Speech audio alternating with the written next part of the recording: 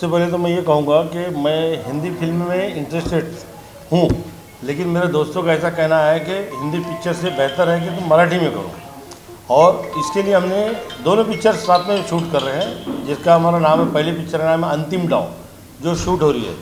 और हमारा इसका कंसेप्ट ये है कि आज के दौर में जो स्टूडेंट्स अपने घर के बच्चे जो पढ़ाने को बाहर भेजते हैं, उनकी एक्टिविटीज़ क्या होती है उस पर अपने लोगों की नज़र नहीं होती है। बच्चे जो पढ़ते हैं उनके साथ में क्या क्या हादसे हो जाते हैं, इसके बारे में हम सोचते नहीं हैं। इस पर खास करके फिल्माया गया है इस पिक्चर को। और जो इसमें जैसे 3 मेन इसमें रोल है, एक हीरो है और जिनका जैसा यानी एक लव स्टोरी टाइप पिक्चर है, इंटरटेनमेंट भी है इसके अंदर। और लव स्टोरी ऐसी दिखाई गई जैसे एक गरीब लड़का है और उसके एक एजुकेटेड होने के कारण उसके कॉलेज में एक नाम होता है उसका, वो उसकी पढ़ाई से बहुत ज़्यादा इम्प्रेस रहते हैं सब लोग। तो उसके ऊपर वो एक नई जैसा एक स्टूडेंट्स आती है जी, जिसको हमने हीरोइन दिया गया है, अनन्या नाम दिया उसका हमने। तो वो उसके अंदर जैसा आने के बाद में उससे प्रेम करती है और बाकी के जो दोस्त उसके साथ के जो हमेशा रहते हैं, एक एटीट्यूड उनके अंदर आ जाता है कि ये मामूली आदमी से प्रेम करती है और हमसे नहीं करती है। इस वजह से वो लोग उससे चिढ़ते हैं, दुश्मनी पैदा होती है और उसके कारण जो धीरे धीरे बढ़ते वो इतना बढ़ जाती है कि उसमें हमने एक्टर लिया है जैसा जिसको विलन का रोल दिया है पुलिस के रोल में। वो उससे मिलकर उसके साथ में जो अत्याचार जो होता है, ये जो उसके ऊपर जैसा होती है स्टोरी जैसी, तो उनके जो उस पर फिल्माया गया खासकर। तो उसका यानी मैसेज हमारा सबसे बड़ा ये है कि जब भी अपने बच्चे पढ़े, यानी स्टूडेंट्स के लिए भी है, उनके पेरेंट्स के लिए भी है, कि अपने बच्चों को जिस वक्त हम पढ़ाते हैं तो उस पर हमारी पूरी तरह से एक्टिविटीज़ रहे, उस पर ध्यान रहे कि वो हमारे बच्चे किस दिशा में जा रहे हैं। इसका अंत हमने ऐसा बताया कि आखिर प्रेम में इंसान इतना दीवाना हो जाता है कि वो अपनी लाइफ उसमें ख़त्म भी कर सकता है। इस उद्देश्य को जैसा लोगों तक पहुंचाने के लिए हमने अंतिम डाव एक पिक्चर तैयार की है। सर मेरे बहुत पुराने मित्र हैं, सोशल मीडिया से हम लोग साथ में जुड़े हुए। तो भाईजान ने मुझे तकरीबन 20-25 दिन पहले फ़ोन किया था कि राजू भाई मैं मुंबई आऊँगा तो आपसे मुलाकात करूँगा। तो कल हमारी नाइट में मुलाकात हुई तो उन्होंने मुझे मेरा स्रोत समझा। बोला सर मराठी पिक्चर में मेरा क्या काम है। पहली बात तो मैंने पहला क्वेश्चन इनसे कहा, तो इन्होंने कहा सर ऐसा है, बोले हम ये दिखा रहे हैं कि कॉलेज में कैंप में एक शूटिंग चालू है और जितने भी जो स्टूडेंट्स हैं वो शूटिंग देख रहे हैं। वो कोई शाहरुख खान के फैन है, कोई उसमें अमिताभ बच्चन भी हमारे लुक लाइक राज है जिनका नाम है वो भी है। तो ये आते हैं हमारे पास में, हमारा ऑटोग्राफ वगैरह लेते हैं, फिर पूछते सर मैं शाहरुख खान का बहुत बड़ा फ़ैन हूँ, आप भी कोई डायलॉग सुना दीजिए। तो फिर मैं डायलॉग सुनाता हूँ। कोई अमित जी का फ़ैन होता है, फिर वो अमित जी के डायलॉग सुनता है। तो ऐसा करके उस तरह से एंटरटेनमेंट है। और फिर हम उनसे पूछते हैं कि आप लोगों को पढ़ाई में कितना इंटरेस्टेड है। तो फिर वो बताते सर मैं ये बनना चाहता हूँ, मैं वो बनना चाहता हूँ। तो एक छोटा सा रोल है, एक दिन का हमारा काम है, लेकिन एज अ गेस्ट, लेकिन वो इंपॉर्टेंट काम है कि मतलब हम अगर वो रोल करेंगे तो पूरी पिक्चर में एक यादगार रोल रहेगा कि हाँ भाई 2 लुक लाइक आए थे, अमिताभ और शाहरुख जी के जो लुक लाइक थे, कि इन्होंने यहाँ की इस किरदार को अच्छे से निभाया करके ये इन्होंने मेरे सामने एक प्रस्ताव रखा। तो मैं सोचा यार अपने भाई लोग हैं, बंधु है और सर खुद मीडिया से है, तो मैंने बोला नहीं यार मदद करना चाहिए, काम करना चाहिए। हालांकि ये मेरी पहली मराठी फिल्म होगी क्योंकि मैंने आज तक हिंदी फिल्मों में फोकस किया है। जैसे कि फर्स्ट कीजिए मैं सीरियल फिल्में जो होते हैं मैं हिंदी करता हूँ, मैं मराठी गुजराती पंजाबी वगैरह नहीं कर पाता बिकॉज इसलिए क्योंकि मुझे लैंग्वेज नहीं आती। लेकिन एक चीज़ इन्होंने बहुत अच्छी की कि मराठी पिक्चर है लेकिन उसमें मुझे बोलना हिंदी है, राइट सर? यस। और फिर जैसे कि एक बहुत बड़ा फ़ैन होता है शाहरुख खान का, वो चाहता है कि शाहरुख खान का डायलॉग मैं मराठी में सुनूँ। तो मैं थोड़ा गेम क्या कर देता हूँ, ठीक है मैं डायलॉग से हिंदी में बोलता, तू उसको मराठी में बोल। तो मैंने थोड़ा सा ऐसा गेम करके थोड़ा सा गिमिक की उसमें, तो ये थोड़ा सा उसमें फन है। ये मराठी के साथ हिंदी में भी बन रही है फिल्म, उसके बारे में कितनी मशक्कत करनी पड़ेगी, क्या करें? मशक्क़त तो जितनी मराठी पिक्चर के लिए करनी होती है उतनी समझो सेम जैसे उसकी मेहनत होती है, खर्च भी उतना ही आता है। उल्टा हिंदी पिक्चर में ज़्यादा खर्च आता है। शूटिंग वगैरह कहाँ पे करने वाले हैं, कब तक शुरू होगा? शूटिंग जैसा लास्ट वीक से जनवरी से या फर्स्ट वीक से फरवरी से शुरू हो जाएंगे। हमारा 18 तारीख को ऑडिशन है। मेन हमारा कंसेप्ट ये है कि जैसे आज के दौर में जैसे जो कलाकार जो होते हैं यानी सब 30 के आसपास 28 के आसपास चल जाते हैं। हमने कॉलेज के ऊपर पिक्चर बनाई है, इसलिए हम ये चाहते हैं कि इसमें कलाकार हम नए लें और नए कलाकारों में एक क्षमता होती है करके दिखाने की। और हमारा टॉपिक भी वही है कि मैसेज, तो मैसेज स्टूडेंट ही रहेगा उसके लायक, तो हम उसको जैसे शूट कर पाएंगे अच्छी तरह। इसलिए हमने इसके लिए ऑडिशन रखा है 18 तारीख को रविंद्र नाट्य मंदिर पुल देशपांडे हॉल के अंदर जैसा रखा है हमने। जैसे अभी तक कितने बड़े स्टारों को आपने फाइनल कर लिया था? अभी सर करीब 6 स्टार बड़े हो चुके हैं। उपेंद्र लिमय, हाँ उपेंद्र लिमय हैं और एहसान कुरैशी है और भरत गणेशपुरे हैं, अरुण नलावड़े हैं। अभी मिलिंद मुलानी से ही बात चल रही है। हाँ, ये फिल्म आप बता रहे हैं अंतिम दाव, तो ये नाम जो है, नाम कुछ अपने आप में एक मैसेज दे रहा है। हाँ जी सर, यानी ये दिखाया गया है इसमें कि जब जो विलन जो इसमें दिखाया गया हमने नेगेटिव रोल के अंदर, वो एक पुलिस इंस्पेक्टर है। वो एक पावरफुल यानी एक अधिकारी रहने के बावजूद वो जो उनकी जो हॉबी बताया, जैसे सेक्स के बारे में जैसा, और विलन टाइप जो उनको जैसे बुद्धि जो बताया, उनकी एक क्रिमिनल माइंड की जैसे उनकी बुद्धि बताया है। तो जब ये उनके ऊपर अत्याचार करता है तो उसका बदला लेने के लिए इनकी इतनी ताकत नहीं पड़ती है, क्योंकि वो स्टूडेंट होते हैं। तो वो जब थक जाते हैं, हार जाते हैं, तब वो एक प्लान करते हैं कि अब अपने खेल आता अपन खेलो या अंतिम डाव। उस वक्त वो एक प्लान करते हैं कि इसको मारने के लिए अपने करना क्या है, तो इसलिए उसको अंतिम डाव जैसा नाम सर दिया। ये तो डाव जो वर्ड आपने यूज़ किया ये गांव वाला है सर, तो हमारे इसमें से बहुत से लोग राइट सर, अब मैं सही कर रहा हूँ सर, मैं डाव का मतलब बता दीजिए सर उनको। हाँ, दाव कि अभी जैसे अभी हाँ। क्योंकि अलग अलग लैंग्वेज होते हैं, मैं थोड़ा सा माफी चाहूँगा। हाँ। अब जैसे गांव में कोई लेडी जाती है तो हम उसको केस बोलते हैं, राइट, जी। यहाँ पे छावी बोलते हैं। हाँ। तो डाव का मतलब क्या होता है? हाँ, दाव बोले तो जैसा एक इंसान अपनी एक्टिविटी जो हार जाता है और जब उसके पास में कोई रास्ता नहीं रहता तो वो खेलता है कि अब मेरे पास में कोई रास्ता नहीं बचा, तो वो आखिरी रास्ता जिसको अच्छा, अपन आखिरी कहते दाव हैं, जिसको बोलते हैं। आखिरी दाव जिसे कहते नहीं, हैं, अंतिम चाल बोलते हैं, अंतिम चाल चलना है, दाव ये है। आखिरी चाल भी बोल सकते हैं हाँ, उसको हिंदी चाल में, होता है, अंतिम दाव। लेकिन मराठी में डाव आता है जैसे उसमें। Master stroke last master stroke English में कहा जाएगा। बाबू आप बताइए क्या करना चाहेंगे? मैं क्या, आज मेरे साथ में शकील भाई बैठे हैं। आज ये 1 महीने से हमारी बातचीत चल रही है पिक्चर के बारे में, सब्जेक्ट के बारे में। तो डायरेक्टर हमारे हैं, अभी अपकमिंग डायरेक्टर आ रहे हैं, तो मेरे पास आया तो मेरे को बोले गाने करने हैं, मतलब करते हैं। मैं टोटल हेल्प इनको कर रहा हूँ, क्या चाहिए, आर्टिस्ट चाहिए, कोई चाहिए, सब आइटम गर्ल चाहिए, दूसरी सेकंड हीरोइन चाहिए, क्योंकि अभी मैं झोल झाल पिक्चर करके आया मराठी, इससे पहले भी किया है, काफ़ी पिक्चर किया। तो अभी इनको हेल्प कर रहा हूँ, जितना हेल्प मेरे तरफ से होएगा इनको हेल्प करूँगा। अंतिम दाव के लिए हम लोग पूरा सपोर्ट करेंगे इनके लिए। आज ये आगे एक प्रोड्यूसर अगर जिंदा रहेगा 5000 घर चढ़ते, तो इनको खड़े रखना हमारा काम है। हम लोग मेहनत करके इनको खड़े करेंगे। बिल्कुल, और तभी तो हमारी इंडस्ट्री गवर्नमेंट की भी सब्सिडी है, तो आप उस तरह से क्या कदम उठाएंगे, सहयोग करें सरकार? इसमें तो सर जो सब्सिडी का जो सब्जेक्ट है, ये तो जैसे फिल्म जब बनाते हैं तो उनके कुछ नियम रहते हैं, उसको फॉलो करना पड़ता है।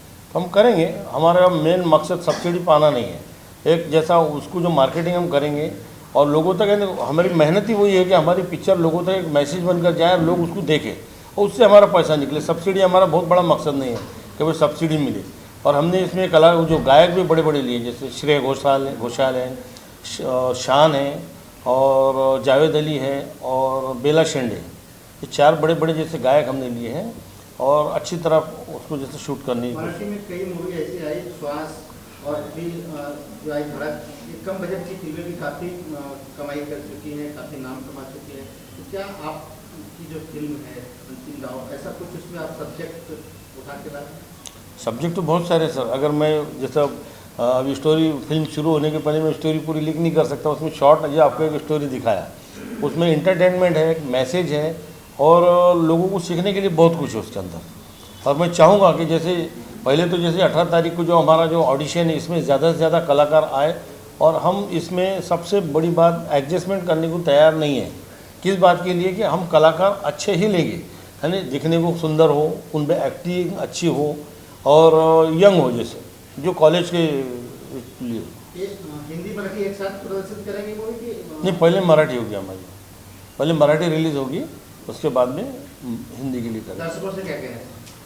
दर्शकों से एक ही बात कहना चाहूँगा कि इस फिल्म को जो हम जो प्रोड्यूस करने जा रहे हैं, इसको ज़्यादा से ज़्यादा सहयोग करें। इसलिए नहीं कि हम बना रहे हैं, इसलिए हम इसलिए आपसे निवेदन कर रहे हैं दर्शकों से कि इस पिक्चर को देखें और देखने के बाद में अपनी एक लाइफ यानी गलत रास्ते से चल रही है तो उसको किस तरह से हम सुधारें। और उन पेरेंट्स को भी हम संदेश देना चाहते हैं कि वो गुमराही के रास्ते से अगर किसी जाने अनजाने में मोहब्बत के कारण बोलो या किसी के दबाव के कारण अगर वो बहक जाते हैं तो उनको ऊपर नज़र रखकर उसको अच्छी तरह से उसकी शिक्षा पा सके, ये हमारा संदेश है। इम्पोर्टेंट होता है, डांस आइटम नंबर, वो कितना होने वाला है सर? आप सबसे आइटम सबको अभी इसमें सर को कितना नचवाने वाले आप? इनको तो पहले बहुत नचाया मैंने, ऑलरेडी पिक्चर में नचा चुका हूँ मैं इनको। मास्टर जी के साथ काम कर चुका। हमारी जो फिल्म थी आमिर सलमान शाहरुख, उसमें मास्टर जी ने हमारे उसमें कोरियोग्राफी की है और हमारा एक्सपीरियंस बहुत अच्छा रहा कि मास्टर जी इतने सीनियर है, उनको पता है कि ओरिजिनल को मैं अगर ये नचवा सकता तो लुक लाइक कितना ना सकता। तो उन्होंने वो स्टेप से आमिर को, सलमान को, शाहरुख को, राइट मास्टर जी, Correct. वो स्टेप दी कि फ्लेक्सिबल होके कर सके करके।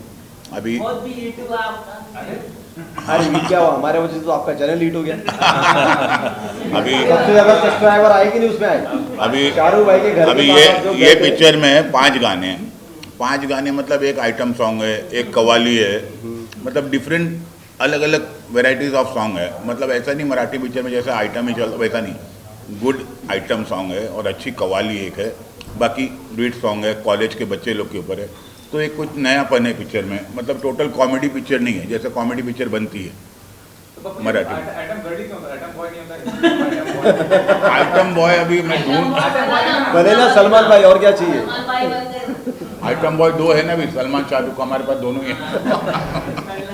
सेकेंडली कुछ अपने बैकग्राउंड के बारे में बताइए कि इस क्षेत्र में आने से पहले क्या आपका प्रोफेशन है? अपने बारे में हाँ जी अपने बारे में थोड़ा बताइए। सर, वैसे पेशे से मैं एक चीफ एडिटर हूँ। आप तक न्यूज़ चैनल मेरा यूट्यूब पर भी आता है, केबल पर भी आता है। अरे वाह। और मेरा बिल्डरशिप का बहुत बड़ा काम है, जिससे गवर्नमेंट का कॉन्ट्रैक्टर भी हूँ मैं, और अपनी खुद की कॉलोनी बनाता हूँ और फ्लैट स्कीम बनाकर बेचता हूँ मैं। हाँ, और ये जो हमारे आपको कब लगा कि आप फिल्म बनानी चाहिए? मतलब आप मतलब इतने बड़े प्रोफेशन में हैं, तो बिल्डिंग सर वैसे नहीं, ये तो बात की बात है। पहले तो मैं फिल्म सिटी के अंदर 94 से मैं इसमें जुड़ा हूँ। मैंने फिल्म सिटी में अब तक 2 पिक्चर में रोल भी किया हूँ, 2 पिक्चर में रोल भी किया हूँ, अर्जुन पंडित और हैसियत जितेंद्र के पिक्चर में। और कम से कम 12-13 पिक्चर में शूटिंग कर चुका हूँ मैं, जैसे हम आपके दिल में रहते हैं, जानवर, हैसियत, ऐसे बहुत सारे पिक्चरों में एज इट इज शौक। तो इस फिल्म में भी आप होंगे मतलब? मेरा एक साधारण सा रोल है, वो क्या बोलते हैं, अपने कॉलेज का जो मेंटेनेंस जो है, यानी कॉलेज का मालिक के तौर पे मैंने एक छोटा सा रोल लिया हूँ। ओके, वो किस तरह से आप करने वाले हैं थोड़ा मुझे आप बताइए। नहीं, ये वो थोड़ा तो इंटरेस्टिंग पहले- रहेगा। हाँ, वो जानना जरूरी है। इसमें जैसे एक कॉलेज मैनेजमेंट का मेरी तरफ काम है, और मेरे कॉलेज के अंदर जैसे वो भरत गणेशपुरी जी जैसे जो है, उनको जो हमने जो रोल दिया है वो एक टीचर का है, प्रोफेसर का उनका रोल है। तो वो जब वो जाते हैं तो घूमने के लिए जैसे लेकर जाते हैं, तो वहाँ ये शाहरुख, सलमान, इनसे इनके साथ में जो शूटिंग वूटिंग करते हैं, तो ये कंप्लेंट मेरे पास में आती है कि भाई आप एजुकेटेड है, वो आपने टूर निकालना चाहिए, आप तो इंजॉयमेंट के लिए निकले हैं। तो वो बुला के जैसा मैं उनको समझाने की कोशिश करता हूँ, ऐसा मेरा रोल है।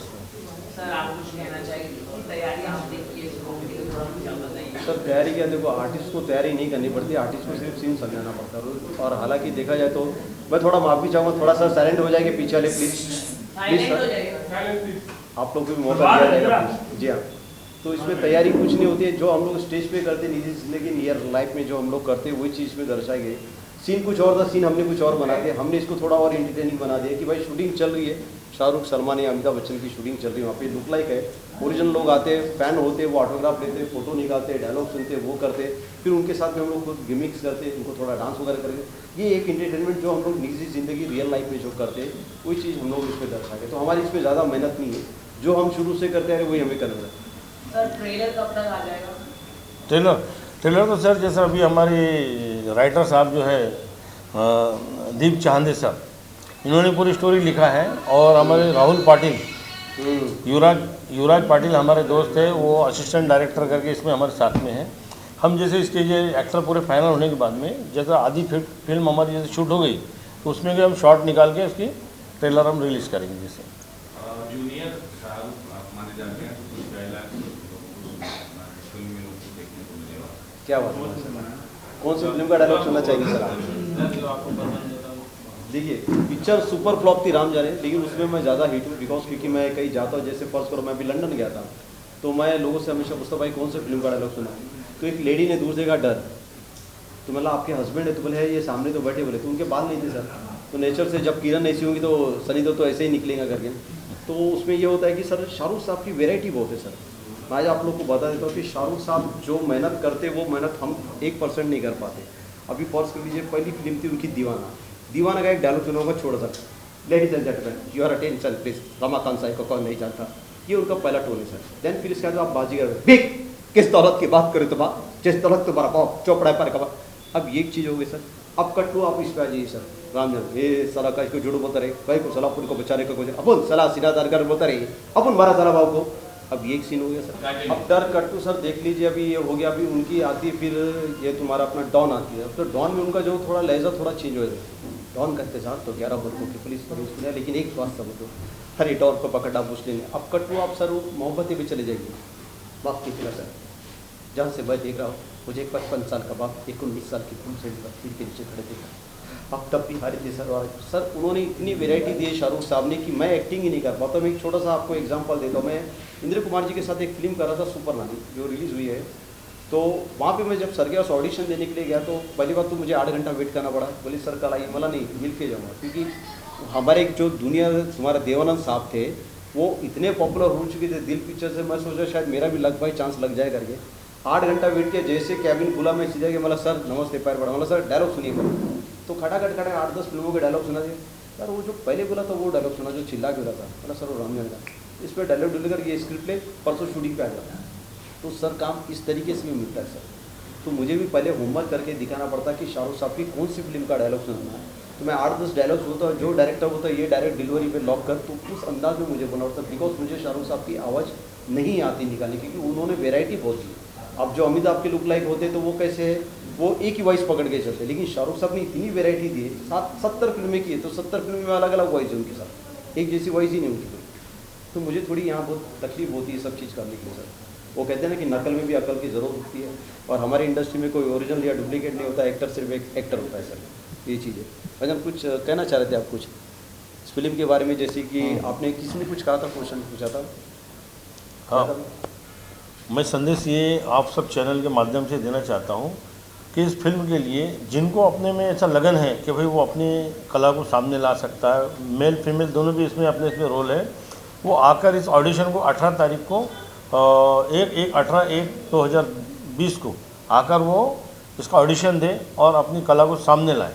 और हम ये सारी मीडिया को इसलिए बुलाए कि हम इस चाहते हैं कि इस फिल्म को जैसे ज़्यादा से ज़्यादा प्रोत्साहन मिले और कलाकारों को भी एक अपनी कला दिखाने का चांस मिले। इस वजह से हमने मीडिया को जैसे बुला के इसकी शुरुआत की। यानी मतलब आप ये दिखाना चाहते कि भाई जो प्रेस कॉन्फ्रेंस कराने का मकसद आपका ये था कि भाई मैं एक पिक्चर लॉन्च कर रहा हूँ और मैं चाहता हूँ कि मेरे तरफ से जितने भी मुंबई के जो कलाकार हैं जो बाहर से आए हैं उनको आप ब्रेक देना चाहते हैं। जी जी। क्या आप विदर्भ के कलाकार को ब्रेक देना चाहेंगे आप? मैं चाहता हूँ मुंबई और विदर्भ ये इसमें के जैसे कलाकार अपने को ज़्यादा बेहतर है अगर मिलते हैं तो, और हमारी ख्वाहिश ही है, इसलिए हमने मुंबई के अंदर ही ऑडिशन रखा है कि विदर्भ और मुंबई के कलाकार हमको अच्छे मिले। मतलब हर प्रदेश से आप आर्टिस्ट लेना चाहते हो अपनी फिल्म के लिए? मराठी के लिए अपने को 2 ही तरफ से लेना है। Okay okay. हाँ। एक विदर्भ से लेना है, एक मुंबई से लेना? मुंबई से लेना। तो ये ऑडिशन कहाँ पर है सर आपका बेसिकली? ये ऑडिशन है अपना रविंद्र नाट्य मंदिर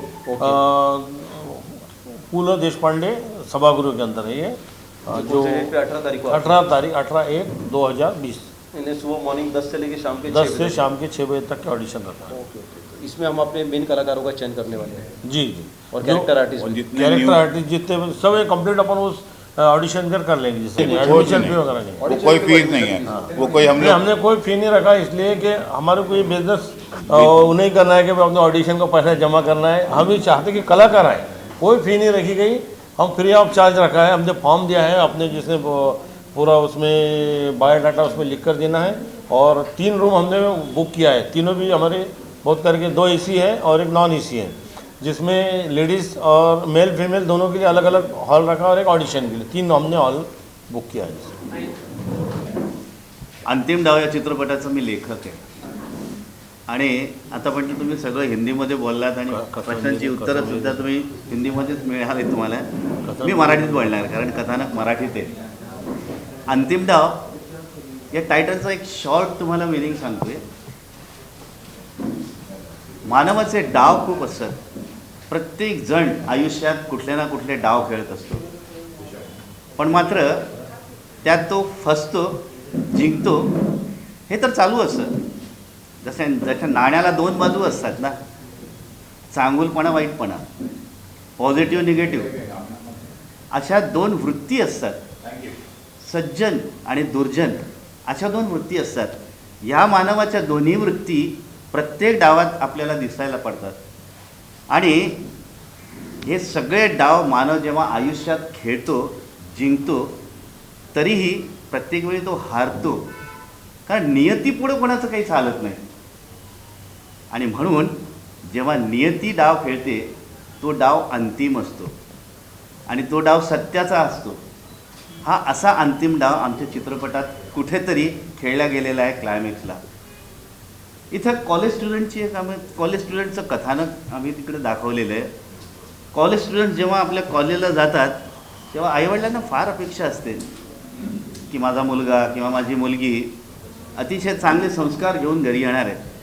अर्थात घरून कॉलेजला जाताना तो चांगले संस्कार घेऊनच जात असतो विद्यार्थी. पण कॉलेजच्या परिसरात गेल्यानंतर त्या वातावरणात त्याचे चांगले संस्कार कितपत टिकतात हे त्या वातावरणावर डिपेंड असतं.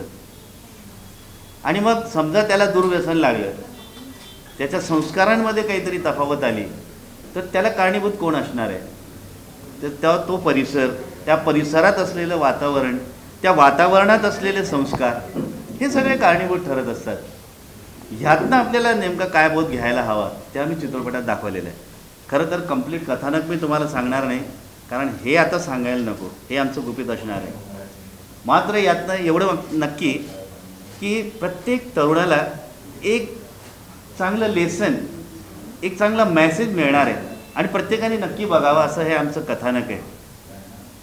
या कथानकामध्ये नुसतंच आम्ही मेलोड्रामा केलेला नाही आहे, नुसतीच आम्ही कॉमेडी केलेली नाही आहे, तर चित्रपटाच्या अनुषंगाने येणारे सर्व भाग आम्ही इकडे व्यापित केलेले आहेत. त्यामुळे तुमचं मनोरंजन पण होणार विनोदाच्या रूपानं. सिरियसनेस असतंच, कुठलेही ड्रामा म्हटलं, फॅमिली ड्रामा म्हटलं की त्यात सिरियसनेस असतं, पण त्याही पलीकडे मग विनोद असायला पाहिजे. आपलं एंटरटेनमेंट आम्ही संबंध चित्रपटात कसं व्हावं याची पूर्ण योजना केलेली आहे. खरं तर ही जी संकल्पना आहे अंतिम डाव, ही संकल्पना आमचे मित्र शकील भाई हे या चित्रपटाचे निर्माता ह्यांची ती संकल्पना आहे. मी माझ्या लेखणीद्वारे ती परिपूर्ण करण्याचा आटोकाट प्रयत्न केला आहे. बघूया आता चित्रपट तयार झाल्यानंतर आणि दर्शकांकडनं मिळालेल्या पावतीनंतर आपल्याला त्याचे काय रिझल्ट्स मिळतात, इट डिपेंड्स. पण आम्ही एक चांगली अपेक्षा घेऊन आपल्या पुढे आलेलो आहे. तुमच्या सगळ्यांच्या माध्यमातून आमचा जो ऑडिशनचा एक दिवस ठरलेला आहे 18 तारखेला, 18 जानेवारीला ऑडिशन आहे. आणि आधी तर प्रभावदेवीला आहे, नंतर मग नागपूर आणि नाशिक या वेगवेगळ्या ठिकाणी घेणार आहोत. तर तुमच्या सगळ्यांच्या माध्यमातून सर्व सबंध मुंबईच्या कलावंतांपर्यंत हा मेसेज जावा, त्यांनी ऑडिशनला भरभरून प्रतिसाद यावा आणि चांगल्या कलावंतांनी आपली कला सादर करावीत आणि इकडे चान्स मिळवावा, हीच आमची एक अपेक्षा आहे. तेव्हा ते सगळं साध्य व्हावं. क्या कहेंगे? अंतिम डाव हा जो चित्रपट आहे, आता या चित्रपटाबद्दल दीपजींनी सांगितलंच आहे. बरंच चित्रपटाचा महत्त्वाचा मुद्दा एक आहे की आताची जी मुलं आहेत कॉलेज, त्यांना जो व्यसन लागते ते व्यसनाच्या ज्या आहारी जात आहेत त्यावर आधारित हा चित्रपट आहे. आणि पूर्ण चित्रपटाची स्टोरी मीही सांगू शकत नाही सध्या, त्यामुळे बाकी दीपजींनी सांगितलेच आहे स्टोरी रायटर असल्यामुळे. फ़िलहाल तो मेरे हर बार की नए साल के पहले तो आप सभी को, जितने मीडिया लोग हैं और जितने भी हमारी आवाम है, जनता है, पूरे हिंदुस्तान को, पूरे वर्ल्ड को मेरी तरफ से नए साल की बहुत बहुत शुभकामनाएं. Happy new year. और मैं अपने फैमिली के साथ हमेशा केक काटती हूँ रात के 12 बजे और फिर चुपचाप सो जाती हूँ, फिर सुबह उठती हूँ अपने काम पे चली जाती हूँ. बट जब से मैं बॉम्बे में हूँ, मेरी फैमिली दिल्ली में है, तो मैं उनको मिस करती हूँ. वीडियो कॉलिंग पे भी यही सब होता है. इस बार थोड़ा स्पेशल सोचा है क्योंकि मेरा एक छोटा सा पप है, तो उसको लेकर जुहू बीच पर जाऊँगी और मेरी मेड, मेरी सिस्टर, हम लोग वहाँ पे सेलिब्रेट करेंगे. अगर हम बात करें बिग बॉस की, बिग बॉस काफ़ी बंद कर रहा है, मैम कितना फॉलो कर रहे हैं, शुक्ला है, शहनाज गिल है, आपके कौन फेवरेट है, थोड़ा कुछ बताना चाहिए? मेरे फेवरेट तो मैं सीरियसली कहूँ बिग बॉस मैं रोज़ देख रही हूँ. मैं स्टार्टिंग के सीज़न मैंने कभी नहीं देखे थे, मगर पिछले 4-5 साल से मैं रोज़ देख रही हूँ. और इस बार का जो बिग बॉस है उससे मैं बहुत ज़्यादा निराश हूँ बिकॉज़ ऑफ, क्योंकि सिद्धार्थ शुक्ला अच्छा कर रहे हैं नो डाउट, जो एक गेम प्लानर जो बोला जाता है वो हैं, बट क्या है कि उनको इज़्ज़त नहीं है फीमेल्स की, और वो बहुत जल्दी अगर कोई उनको प्रोवोक करता है बहुत जल्दी हो जाते हैं, तो उनसे मैं थोड़ा सा निराश हूँ। बाकी शहनाज उसमें बहुत अच्छा कर रही हैं, और जब से शेफाली बग्गा आई हैं तब से वो तो कुछ कर ही नहीं रही हैं, शेफाली बग्गा दिख भी नहीं रही हैं। हाँ, उनको जब भी नॉमिनेट किया जाता है तो वो सेकंड डे पे एकदम से बहुत ज़्यादा लाउडली बोलना, बहुत ज़्यादा बदतमीज़ी करना, तो एक दो लोग उसमें बहुत अच्छा कर रहे हैं, और कुछ लोग हैं जो ज़बरदस्ती भीड़ बढ़ा रहे हैं, तो मेरे हिसाब से मैं नाम नहीं लूँगी, उनको वहाँ पे नहीं रहना चाहिए जो दिख नहीं रहे हैं। आपकी बात करें पसंद है आपको, तो entertaining है, क्या लगता है आपको? देखिए, जितना मैंने अभी तक देखा है, आज का एपिसोड नहीं देख पाई क्योंकि सुबह से मैं थोड़ा बिज़ी थी, बट शहनाज का मैं पूरे 6 दिन सैटरडे तक, जब तक सलमान खान नहीं आते हैं तब तक शहनाज प्रॉपरली हर एक चीज़ के बारे में बहुत सलीके से बात करती हैं, बहुत अच्छे से बताती हैं, एंटरटेन करते हैं नो डाउट, मगर जैसे सलमान आते तो वो अच्छा 2 और 2 4 होते हैं, 6 होते हैं, लाइक वो एकदम से उनका एक अलग ही रूप होता है, जो कि अभी हमारे भाऊ बोल कर गए थे कि सलमान जी को लास्ट नॉमिनेट होने से पहले, जब घर छोड़ने से पहले उन्होंने ये बात बोली थी कि ये जो 5 दिन होती है और 2 दिन होती है वो डिफरेंट है। ये सच है कि नॉट फेक, फेक नहीं कहूँगी। देखिए क्या होता है ना, कुछ मुखौटे होते हैं जो उतरते नहीं हैं। She is mature, she is not a teenager, ठीक है। तो अगर वो फिल्म कर रही हैं या बिग बॉस में आई हैं तो उनको इतना अंडरस्टैंडिंग है, उनको इतना पता है कि बिग बॉस क्या है, तभी वो यहाँ आई हैं। अगर फिल्म इंडस्ट्री में है तो उनको पता है फिल्म इंडस्ट्री क्या है, मगर अचानक एकदम से बच्चा बन जाना इन 2 वीक में, क्योंकि वो सलमान खान की फेवरेट बनी हुई हैं, सलमान जी ने आज तक उन्हें नहीं डांटा, तो मुझे उसका कोई वो नहीं है, मगर वो चेहरा नहीं पहनाना चाहिए जो वो हर 2 दिन में सैटरडे और संडे करती हैं।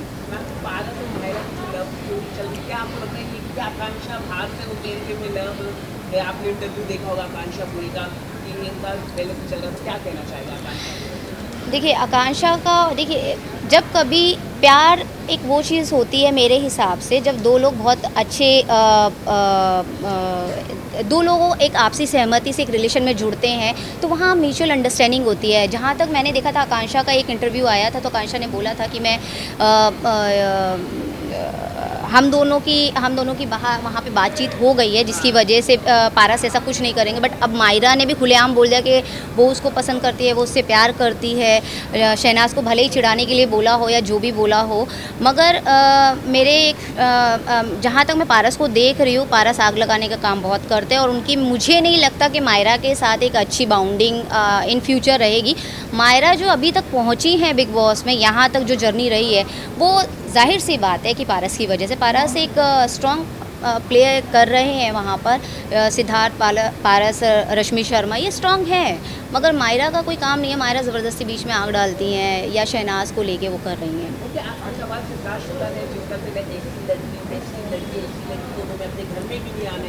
तो आप कैसे देखते हैं, मतलब और कहा जा रहा है कि सिद्धार्थ शुक्ला कलर्स की जो चीफ कंटेंट ऑफिसर है उनको जो ऑफिसर है उनको टेक कर इसलिए जैसे उनकी जो नेगेटिविटी वो दिखाई दी जा रही है। नहीं सॉरी पार्डन, दोबारा बोलो। चीफ कंटेंट ऑफिसर है, CEO उन्हें कंपनी के, उनको टेक कर सिद्धार्थ शुक्ला, इसकी वजह से उनकी जो नेगेटिविटी है वो बाहर नहीं दिखाई जा रही है, सब पॉजिटिव दिखाई जा रही है। सलमान खान का भी एडिक्ट किया गया है लार्जर पोर्शन जब सलमान खान डांट रहे सिद्धार्थ शुक्ला को, तो आप कैसे देखते हैं? ये तो मुझे नहीं पता था, आप ही के मुंह से मैं सुन रही हूँ कि उनका कुछ अफेयर है, जो CEO हैं जो भी, आई डोंट नो, बट हाँ ये है कि सिद्धार्थ शुक्ला उनका टेम्पर बहुत हाई रहता है, वो छोटी बात अपनी गलती नहीं मानते हैं। अभी ये तो क्या गेम चल रही है क्या नहीं चल रही है, बिग बॉस कैसे कटिंग हो रही है, क्या हो रहा है, ये तो नहीं कह सकते, मगर हाँ अगर शो में कोई बहुत अच्छा प्ले कर रहा है तो कुछ चीज़ें हो। रश्मि का और सिद्धार्थ का अपना पर्सनल मैटर है, और जिसमें बहुत सारे लोग हाथ धोते हैं, कहते हैं ना बहती गंगा में हाथ धोना, बहुत सारे लोग उसमें हाथ धोने का काम करते हैं। तो ये दोनों को समझना चाहिए, सिद्धार्थ को भी और रश्मि को भी समझना चाहिए कि हम लोग अगर कोई हमें कुछ बात पे भड़का रहा है या कुछ हमें बोल रहा है तो हमें नहीं करना चाहिए। ये रश्मि को भी समझना चाहिए ताकि अपनी पर्सनल लाइफ बाहर ना निकले। जो भी है ठीक है, अपनी इज़्ज़त अपने हाथ, जैसे सलमान खान हमेशा बोलते हैं कि अपनी इज़्ज़त अपने हाथ, तो मैं तो जाना चाहूँगी बिग बॉस में, एक बार जाकर सबका चेहरा दिखाऊंगी। मैं तो गई भी थी मेरी इंशाल्लाह कोशिश ज़रूर है। मेरी तो इस बार भी कोशिश थी। मुझे नहीं पता था कि ये लोग बीच बीच में बहुत सारे लोग भेज रहे हैं और ये बहुत आगे एपिसोड बढ़ा है, नहीं तो मैं दोबारा जाती एंडमोल और कहती प्लीज़ मुझे ले लो। बट ठीक है, मैं यही कहूँगी कि 2020 में जो भी जीते अच्छे से जीते और ये लोग अपनी रिस्पेक्ट नहीं ख़त्म करें। मैं इन लोगों से सिर्फ एक ही मैसेज देना चाहती हूँ, जो बिग बॉस के जितने भी चेहरे गए हैं अंदर, आप लोग बिग बॉस में हैं, ठीक है, आप एक सेलिब्रिटी हैं, आपको यूथ देखता है और आप जो पहनते हैं, आप जो हरकत करते हैं, आप जो भी काम करते हैं, यूथ उसको फॉलो करता है। तो प्लीज़ आप लोगों से एक ही रिक्वेस्ट है कि आप लोग ऐसा कुछ मत कीजिए जिससे यूथ ख़राब हो। अगर आप किसी को गाली गलौज कहते हैं या किसी को सिद्धार्थ गुंडा या रश्मि ऐसी या वैसी, ये सब चीज़ें ना यूथ को ख़राब कर रही हैं। तो आप सेलिब्रिटी, आपकी एक डिग्निटी है, आप उसको मेंटेन रखें। बस मैं आप लोगों से ये कहूँगी और आप सभी को 2020 की बहुत बहुत शुभकामनाएं। Happy new year. Thank you so much.